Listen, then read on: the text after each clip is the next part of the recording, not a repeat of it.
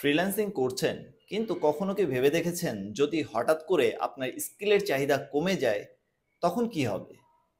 আসলে মার্কেট প্লেসগুলোতে যেভাবে নতুন নতুন স্কিলের আবির্ভাব হচ্ছে তাতে আপনার ভয় পাওয়াটা আসলেই স্বাভাবিক।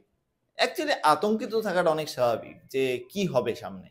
সো আজকে আমি এমন 4টা স্কিল নিয়ে কথা বলবো, যে 4টা স্কিলের মধ্যে আপনি যদি একটাতেও এক্সপার্ট হতে পারেন তাহলে আমার বিশ্বাস আগামী 6 থেকে 8 বছর আপনার স্কিল নিয়ে চিন্তা করতে হবে না। চলেন জেনে নিই কোন 4টা স্কিল এবং কেন আমি এই 4টা স্কিলের কথা বলতেছি। এই জিনিসগুলো আমি পুরোটাই ডিসকাস করব। চলেন আগে জেনে নেই কোন 4টা স্কিল, যে 4টা স্কিলের ডিমান্ড আগামী 6 থেকে 7 বছরেও বা 8 বছরেও কমে যাবে না। আমি নাম্বার 1-এ রাখবো ডিজিটাল মার্কেটিংকে, নাম্বার 2-তে রাখবো ভিডিও এডিটিংকে, নাম্বার 3-তে full stack web development, number 4 graphics design. এখন কেন আমি এই 4টা স্কিলের কথা বলছি? সো এই 4টা স্কিল নিয়ে একটু জানতে হবে যে কেন এই স্কিলগুলোর চাহিদা আগামী 6 থেকে 8 বছরেও থাকবে, কখনো কমে যাবে না। তাহলে প্রথম থেকে আমরা একটু ডিসকাস করি যে যেহেতু শুরুতে আমি রেখেছি ডিজিটাল মার্কেটিংকে।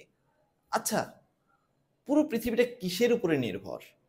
যদি আপনাকে কোশ্চেন করা হয় এটা, তাহলে আপনি নিঃসন্দেহে বলে দিবেন যে পুরো পৃথিবীটা ব্যবসা নির্ভর। অর্থাৎ পুরো পৃথিবীটাই হচ্ছে বিজনেস ডিপেন্ডেন্ট। এই ব্যবসা নির্ভর পৃথিবীতে কোম্পানিগুলোকে টিকে থাকতে হলে অবশ্যই মার্কেটিং করতে হবে। আচ্ছা, একটা সময় ছিল যে সময় আমরা টিভি দেখতাম অনেক বেশি, তো মোবাইল ফোনের প্রচলন এভাবে খুব একটা ছিল না। সে সময় ওই নোকিয়া 1100 বা 2100 মডেলের ফোনগুলো ছিল। আমি সে সময়ের কথাটা বলি যে আমি টিভিতে যেটা করতাম কি, যখন আমি অনেক ছোট ছিলাম আর কি, তখন আমি অনেক ছোট ছিলাম। তো সেক্ষেত্রে হইতো কি যে দেখতাম যে টিভিতে আলিফ লায়লা হইতো, আবার স্টার উৎসবে হইতো সুনপুরি বা আক্কার বাক্কার বম্বে বউ, এই জিনিসগুলোতে দেখতাম। তো তখন টিভিতে যে পরিমাণে মানুষজন ইংগেজ ছিল তাতে টিভিতে অ্যাড দিয়ে বা প্রোডাক্টের প্রমোশন করে হ্যাঁ আলহামদুলিল্লাহ খুব একটা ভালো একটা রেজাল্ট জেনারেট করা যেত। কিন্তু এখন সত্যি কথা আপনি বলেন তো ভাই, লাস্ট টিভি রিমোটটা কবে হাতে নিছেন? হয়তো আপনার মনে করতে কষ্ট হবে। তো আমরা এখন সবচেয়ে বেশি কি করি যে সোশ্যাল মিডিয়ায় থাকি। আমরা যেহেতু এই যে টিভির দুনিয়াটা ছেড়ে মোবাইল ফোনে অভ্যস্ত, তাহলে মানুষ যেখানে সবচেয়ে বেশি এঙ্গেজ থাকে সেখানে তো একটা প্লেস করতে হবে, রাইট? যদি সেখানে না করতে পারে তাহলে তো একটা ভালো রেজাল্ট জেনারেট করা পসিবল না। তো কাজেই আপনি একটু চিন্তা করে দেখেন যে আগামী দিনগুলোতে বা আগামী বছরগুলোতে ডিজিটাল মার্কেটিং এর চাহিদাটা আরো কত বেশি হবে, এর পরিসরটা আরো কত বাড়বে। আশা করছি বুঝতে পারছেন এই জিনিসটা। আচ্ছা, নাম্বার 2-তে রাখবো ভিডিও এডিটিংকে। ভিডিও এডিটিংকে নাম্বার 2-তে রাখার পিছনে একটা কারণ আছে। তো আমরা মানুষজন যেহেতু আমরা বললাম যে টিভির দুনিয়ায় আমরা আর নাই, তাহলে আমরা এখন যে দুনিয়াটাতে বাস করতেছি সেটা হলো মোবাইল দুনিয়ায়। লাইক আমরা আমাদের মোবাইলের ব্যবহারটা আমাদের 3 বেলা খাবারের রুটিন যেমন আছে তার চেয়েও বেশি করে নিয়েছে। ফর এক্সাম্পল বলি যে আপনি সকালে ঘুম থেকে উঠে কি করেন? আগে মোবাইলে দেখেন যে মেইল কয়টা আসছে, কে কে নক করছে, হোয়াটসঅ্যাপে কে কি দিচ্ছে, এই জিনিসগুলো আপনি বেশি চেক করেন। তো সেই জায়গা থেকে যদি বলি যে আমরা সোশ্যাল মিডিয়া এখন অনেক বেশি এঙ্গেজ থাকি, সোশ্যাল মিডিয়ার ব্যবহারটা আমাদের সময়টাতে অনেক বেশি, এবং ইন ফিউচারে এটার ব্যবহার আরো তো অনেক বেশি হবেই, স্বাভাবিক।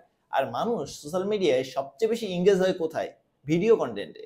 আপনাকে আমি একটা টেক্সট দিচ্ছি, আজকে হয়তো আমি 4টা স্কিল নিয়ে কথা বলতেছি, যে 4টা স্কিল আমি টেক্সট আকারেও দিতে পারতাম, কিন্তু টেক্সট আকারে দিলে এটা এত মানুষের বেনিফিট হইতো না যেটা ভিডিও আকারে দিলে হবে, কারণ আপনি সেই টেক্সটটা ওভারলোড করে যেতেন, কিন্তু এই ভিডিওটা যদি আপনি দেখেন আপনি ভিডিওটা ওভারলোড করে যেতে পারবেন না।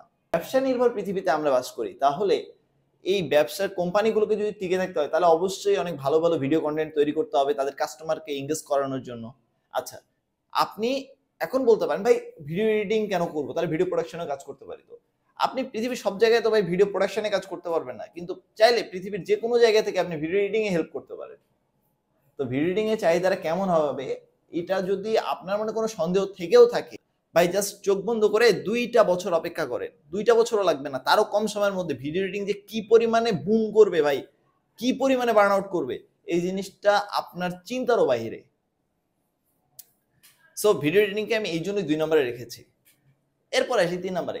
আচ্ছা ভাই, আপনি একটা বিজনেস করেন বা আপনাদের একটা বিজনেস আছে, তো সেই বিজনেস থেকে ধরেন যে আপনি সেটাতে আপনার কোনো ওয়েবসাইট নাই, ফর এক্সাম্পল বলতেছে যে আপনার কোনো ওয়েবসাইট নাই, কিন্তু আপনি একটা ফেসবুক পেজ আছে এবং ভিডিও কন্টেন্ট দিচ্ছেন, কমপ্লিটলি গুড। ফেসবুক পেজ তো যে কোনো মুহূর্তে ডিসেবল হয়ে যাইতেই পারে, পলিসি ইস্যুস, হ্যান ইস্যুস, ত্যান ইস্যুস, হাবি ইস্যুস, জাবি ইস্যুস, অনেক কিছু থাকে।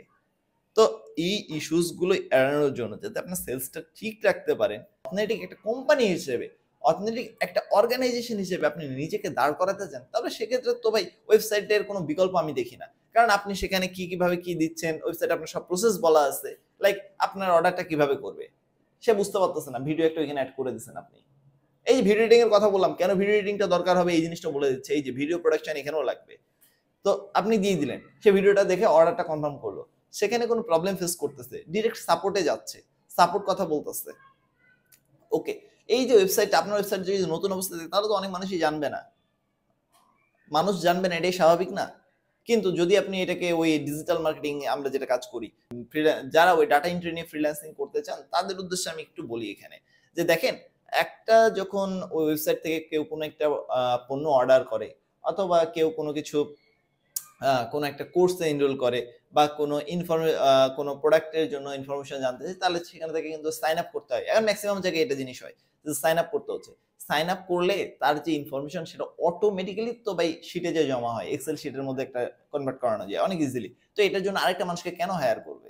তো ইন ফিউচারে এটার ডিমান্ড যে কমে যাবে, এটা ভেরি সিম্পল, এটা ভেরি সিম্পল ভাই, এটা সবাই জানে ইন ফিউচারে কমে যাবে। তাহলে যদি আপনি যুগের সাথে তাল মিলাই চলতে চান, তাহলে অবশ্যই আপনাকে তো একটু আপডেট থাকতে হবে, তাই না?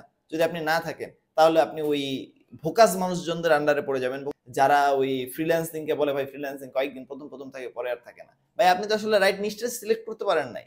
রাইট নিশটা যদি আপনি সিলেক্ট করতে পারতেন তাহলে আজকে আপনাকে এই পজিশনে তো পড়তে হইতো না, তাই না? অনেক সিম্পল। আচ্ছা, এরপরে আসি গ্রাফিক্স ডিজাইন, যে আমি কেন গ্রাফিক্স ডিজাইনকে রেখেছি এই 6 থেকে 8 বছরে, যে কথাটা বললাম যে ডিমান্ড থাকবে, কেন রেখেছি? এটা রাখার পিছনে সবচেয়ে বড় কারণ হলো যে নতুন নতুন যে স্টার্টআপ গুলো আসছে, ইন ফিউচারে আসবে, তাদের সবার ভাই একটা করে হলো লোগো দরকার, একটা লোগো তো মাস্ট বি দরকার। দেন আমি যে ভিডিও এডিটিং এর কথা বললাম, ভিডিও প্রোডাকশন না দিলে মানুষজন ইংগেজ হবে না, বা ওই মানুষজন ইংগেজ হবে না। কোনো ডিজাইনকে আমরা তুলে ধরতে চাই, ছবি কথা বলে, যে জিনিসটা আমরা বলি যে ছবি কথা বলে অনেক বেশি অ্যাট্রাকটিভ করতে চাই। এখানে আরেকটা কথা মনে পড়লো, যে আপনি ওই যখন ফ্রিল্যান্সিং মার্কেটপ্লেসে কাজ করবেন, যদি ফাইবারে কাজ করেন, তাহলে দেখবেন যে গিগ ইমেজ আপনি কিওয়ার্ড দিয়ে খুবই ভালো খেলছেন, যার জন্য বায়ার আপনার সার্ভিসটা অনেক ইজিলি খুঁজে পাইছে, বাট আপনার গিগ ইমেজ অ্যাট্রাকটিভ না। তো সেক্ষেত্রে কি করবে বায়ার? আপনার গিগটাকে ক্লিক করবে? নেভার, কখনোই করবে না। তাহলে এইখানের জন্য হইলেও ভাই আপনার গ্রাফিক্স ডিজাইনটা দরকার আছে।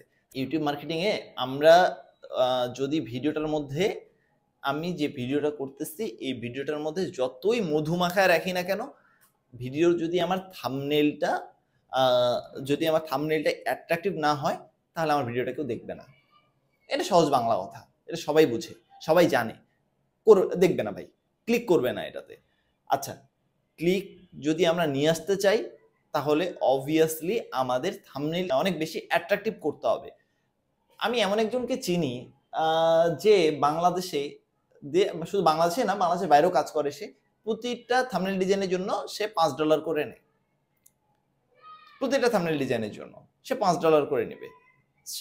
সে গ্রাফিক্স ডিজাইন শিখে তো ভালো কাজ করতেছে, গ্রাফিক্স ডিজাইনের থাম্বনেইল বানাই দিচ্ছে, অ্যাট্রাকটিভ থাম্বনেইল, যেটার জন্য বায়ার তার বেনিফিটেড হচ্ছে, তার বায়ার স্যাটিসফাইড, সে নিজেও স্যাটিসফাইড, তাই না ভাই? তাহলে কেন গ্রাফিক্স ডিজাইনকে আমি রেখেছি? এই 6 থেকে 8 বছরের যে জার্নিটা হবে, এই জার্নিটাতে আপনার স্কিল নিয়ে চিন্তা করতে হবে না। এই জিনিসটা আশা করি বুঝতে পারছেন। তো এর পরবর্তী কোশ্চেনগুলো আপনারা ইনবক্সে দিবেন। আপনাদের যে টেক্সটগুলো আসতেছে পেজে, হয়তো সবগুলো রিপ্লাই আমি করতে পারি না, বাট আপনারা কোশ্চেনগুলো করতে থাকেন, আমি ভিডিও আকারে সেই জিনিসগুলো দিয়ে দিব।